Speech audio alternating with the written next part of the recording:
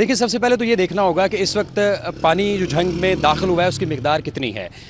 जो सबसे पहला दाखिली पॉइंट है झंग के अंदर वो रिवाज ब्रिज है और इसकी कैपेसिटी 7.5 लाख से ज़ायद है, लेकिन यहाँ पर पानी का तकरीबन 2 से 2.5 लाख का रेला इस वक्त गुजर रहा है। और जिस जगह हम इस वक्त मौजूद हैं यहाँ पर पानी की मिकदार लगभग 2 लाख क्यूसिक है। इस वक्त बहुत से जो ज़रई रकबे हैं, आबादियाँ हैं, वो ज़ेर आब आ चुकी हैं। और जो सवाल आपने पूछा उसके मुताबिक झंग के अंदर बलू शहाबल समेत मसन, खड़कन, हसन शाह और इसके साथ साथ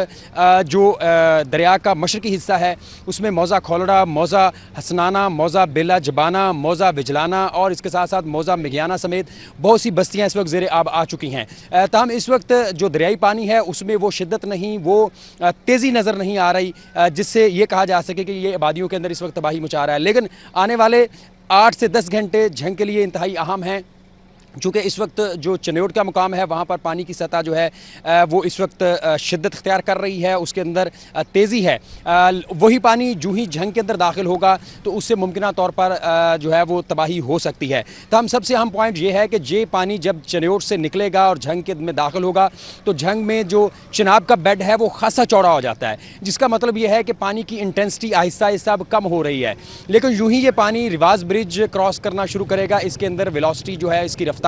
मजीद तेज़ी होगी। लेकिन रिवाज ब्रिज एक बार फिर गुजरने के बाद जो दरिया का बेड है वो चौड़ा होना शुरू हो जाएगा और आप ये समझें कि कई जगहों के ऊपर 8 से 10 किलोमीटर तक भी ये बेड जो है वो फैला हुआ है, जिसका मतलब ये है कि इसकी इंटेंसिटी काफ़ी कम हो सकती है। लेकिन अगर हम तारीख के ऊपर नज़र दौड़ाएँ तो 1956 के बाद का ये सबसे बड़ा तरीन सैलाब हो सकता है, क्योंकि इससे पहले 6,25,000 क्यूसिक का सैलाब 2014 में आया था जिसने हर तरफ तबाही मचाई और जिस हिफाजती बंद के ऊपर इस वक्त मैं मौजूद हूँ उसका पानी जो है वो इस बंद को भी छू गया। लेकिन इस वक्त इंतज़ामिया,